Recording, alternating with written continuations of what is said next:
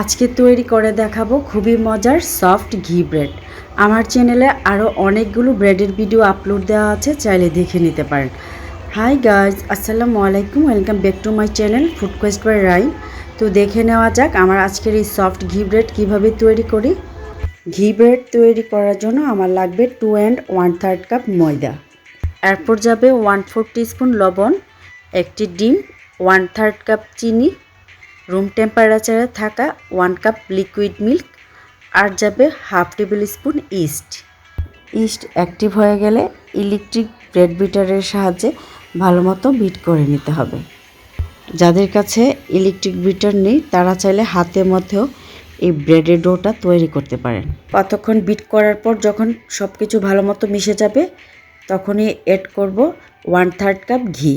ঘিয়ের পরিবর্তে বাটার দিয়েও তৈরি করা যেতে পারে, যেহেতু এটা ঘি ব্রেড চেষ্টা করবেন ঘি দিয়ে তৈরি করতে। ঘি অ্যাড করার পর আরও 1-2 মিনিট ভালো মতো বিট করে নিতে হবে। তারপর ডোটা ভালো মতো তৈরি হয়ে গেলে এরপর একটি রুটি বেলার পিঁড়িতে অথবা কোনো পরিষ্কার জায়গায় ডোটা ফেলে আবারও ভালো মতো হাতে মথে নিতে হবে।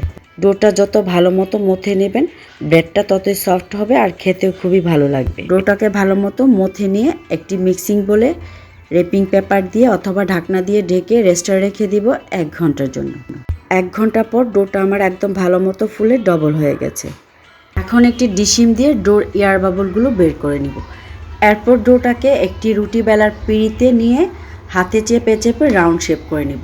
ডোটা কিন্তু অনেকটা সফট হয়েছে। এই ডো দিয়ে আমি 2টি ব্রেড তৈরি করব, তাই ডোটাকে মাঝখান থেকে কেটে 2 ভাগ করে নেব।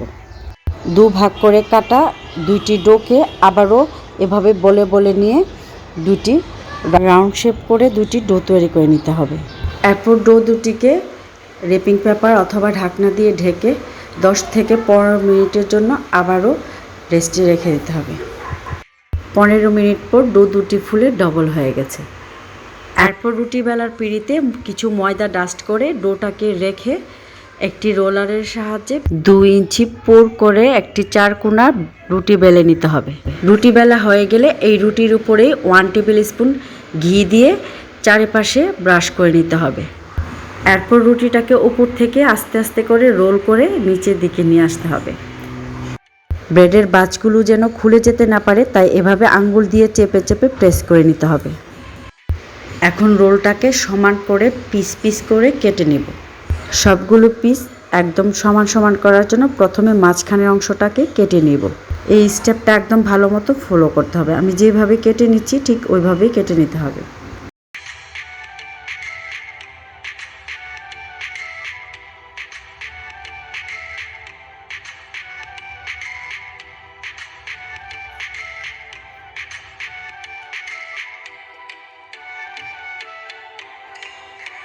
রোলটাকে পিস পিস করে ভালো মতো কেটে নিয়েছি। এখন আলতোভাবে প্যানের ভিতরে বসিয়ে দিতে হবে। এরপর 2 হাতের 2টি আঙ্গুলের সাহায্যে ব্রেডের পিসগুলোকে এপাশ ওপাশ করে দিতে হবে। ব্রেড দুটোকে এপাশ ওপাশ করে দেওয়া হয়ে গেছে। ব্রেডের পিসগুলো এপাশ ওপাশ করে দিলে ব্রেডটা দেখতে বেনি টাইপের হবে। চাইলে এভাবে সোজাও রাখা যাবে, আর ব্রেডটি তৈরি হওয়ার পর দেখতেও খুব সুন্দর লাগবে। ব্রেডের পিসগুলোকে এপাশ ওপাশ করে দেওয়া হয়ে গেছে। এখন 2টি প্যান একটি র্যাপিং পেপার দিয়ে ঢেকে আবারও 1 ঘন্টার জন্য রেস্টে রেখে দেব। 1 ঘন্টা পর ব্রেডগুলো ফুলে ডবল হয়ে গেছে। এখন এর উপর দুধ আর ডিমের মিশ্রণ ব্রাশ করে নেব। ব্রেড দুটো আমি বেক করব ওভেনে। চাইলে এই ব্রেডগুলো চুলায়ও বেক করা যেতে পারে।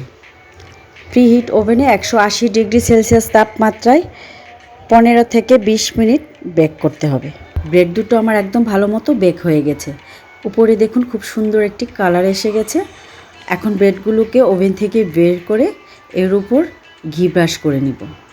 দেখলেন তো কত সহজে ঘি ব্রেড গড়েই তৈরি করা হলো। আর উপরটা দেখুন কত সুন্দর লাগছে, একদম বেনি বেনি টাইপের হয়ে আছে।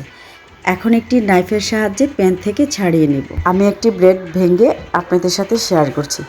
দেখুন ব্রেডটি কতটা সফট হয়েছে আর খেতে তো দারুণ মজার এই ঘি ব্রেড। ঠিক আছে, আমার ঘি ব্রেড রেসিপি আজ এখানেই শেষ করছি। আমার আজকের ব্রেড রেসিপিটি কেমন হলো একটি কমেন্ট করে জানাবেন। আশা করছি রেসিপিটি সবার কাছে খুবই ভালো এবং সহজ লেগেছে। সো গাইজ, রেসিপিটি ভালো লাগলে একটি লাইক দিতে যেন ভুলবেন না। আর এমন আরও ইন্টারেস্টিং রেসিপিগুলো পেতে চ্যানেলটি সাবস্ক্রাইব করে আমার পাশেই থাকবেন। তো সবাই অনেক বেশি ভালো থাকবেন and thank you so much for watching. Allah Hafiz.